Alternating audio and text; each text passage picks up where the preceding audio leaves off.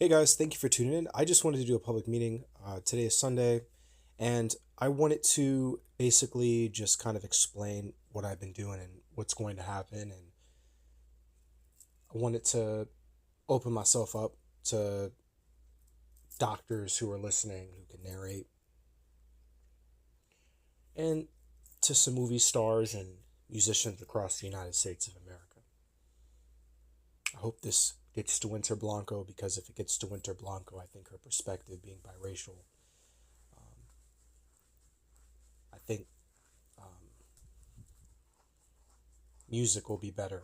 I put a lot of pressure on people to say the right information by dropping the music that I made and making an archive that can spread the way it spreads. I want to remind people I did an audit or like an audit of all my music, and I want to reassure to people and recommunicate and reassure people that this is just music. My frustration, I know a lot of people are talking about it because they're like, we see your resume, we see your father, we see you played sports, we see that you are tall, whatever it may be. Where is this supporting cast member? I do want to say this. I did tell myself at 18 years old that I did not necessarily know the truth of the universe. I did not necessarily know whether or not what I was being told was the truth or it was the world was flat. So I went to the people that I thought were the smartest people. They taught me life and their way of living. I learned that. I went to doctors, David Town PhD, studied my own psychology, did an audit of myself, then went to professionals and shared my life and heard their opinion on my life and took their advice on how to basically handle complex situations. That being said, there is a sheriff's office that can help narrate your life and tell you if you're crazy or not. They're also a great publicist if you're playing sports and explaining that if you went to MIT, there's a reality where you might have to distance yourself to your family until they treat you with respect if they hadn't been. But I do want to let people know, number one, I am paying attention to everything that's going around in the United States of America. I know there is homelessness. I know people are like, this is, very programmed. I know some people are starting to learn that this is just like, the Bible times where there might be a scarcity of resources and people tend to, like, if people made a lot of money, it's just like if they had a whole bunch of wheat. Their perspective on that wheat is different because they have a lot of it, right? It's like they could only lose money per se. I don't want to encourage people to change. I'm just saying there's a reality where we think that money is going to just keep coming in, but reality is they're great huntsmen, they're great gatherers, and once they kind of have a whole bunch of those resources, you know, they may change their attitude, concerning sharing because they may see it as like it's scarce or was scarce. Like if I had a whole bunch of gold, you don't know how much gold you're gonna find. It's a similar analogy. So, I just wanted to reassure people that I was paying attention online, and I did an audit last night, and I was like, do I need a friend? Like when Maya said what she said, and I can't listen to everything Maya said because of the paid professional, but you know, she was a real human being. So I'm treating her like a human being, and she's like, you want a friend. So a friend is an inner circle girl that hopefully can diffuse. Now I'm working, so I have people that can do that for me, but sometimes a woman, right, can diffuse any confusion from this studio or my life, right? My sister was supposed to do that, but I don't know if she cares. I think her mind is not programmed to think the way that my brain was programmed to think. So I'm going to contextualize what this really means. There's two different realities. There's one where I work in a store, and there are women that work in the store. I'm next to a high school. They can communicate with high schoolers. They can get the right information from their parents. Their mothers can help. Right? Or you can have the reality where I ask the universe to hopefully give me a great friend who maybe isn't programmed, who understands music, who consumes it, who's honest, and who's respected enough to where people listen to that person. I could invite that person. That person was mine, by the way, but she left. Right. This person could be in my inner circle, explain all the nitty bitty stuff that's going around, why I'm cynical,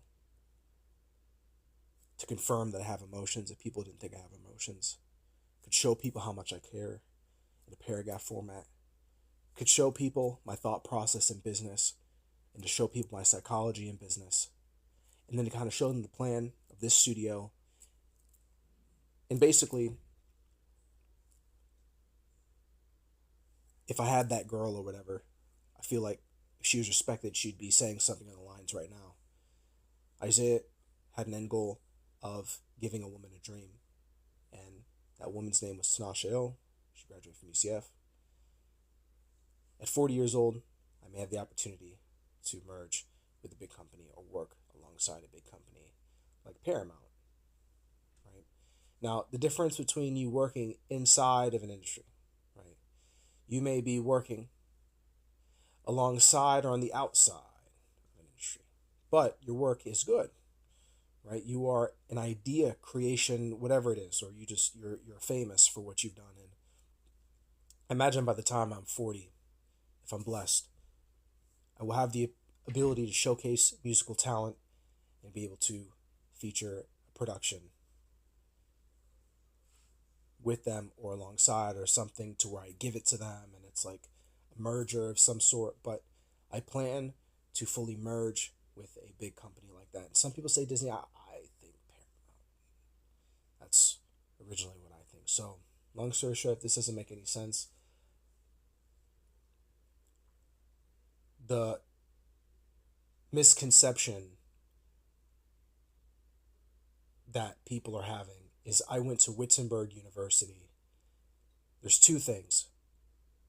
You can go to MIT and realize your life was completely different because you went to MIT and be completely living in a different reality with people because you have to be patient with them. And then there's a reality where if you went to school like mine, you got to see the reaction of your school spread. So I would remind people, if I ever worked with anybody, I want you to trust that my decision was a very cynical decision, but I went to this particular school for a very particular reason, played football at this particular school for a very particular reason, and you should be seeing that.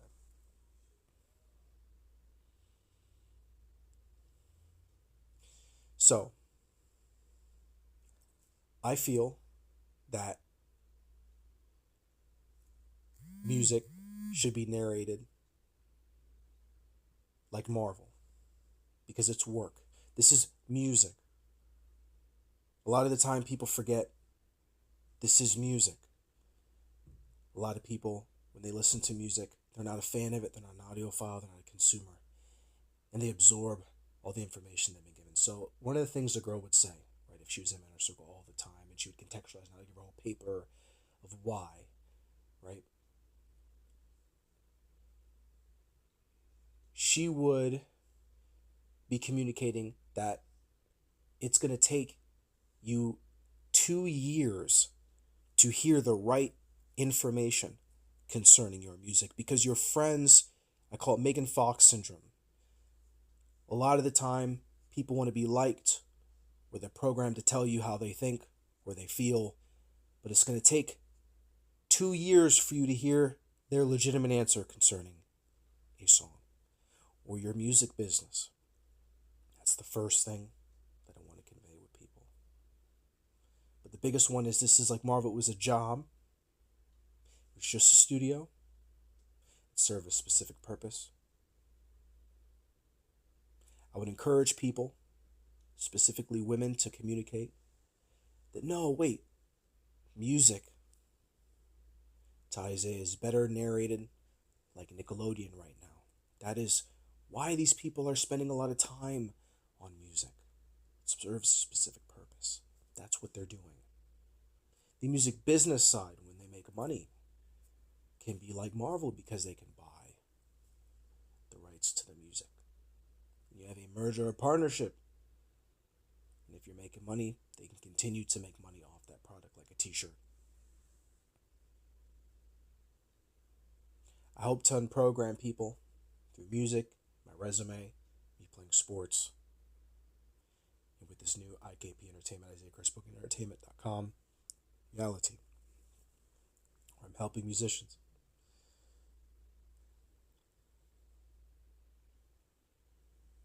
Why? They said, why did you end things with Maya? Why did you tell her that you didn't want to be best friends and everything? People's feelings can get hurt. And I had a serious conversation with this woman. I remember in my eyes, this is me sharing things with you. I remember being at Coconut Point with her. Like, I didn't grab her arm, but I remember being our real selves, like being young people, like naive people. I remember telling her how this would be great, for music. Right, being Coconut Point, even said this would be great to propose to a woman, right? Don't you think, right? And she smiled, and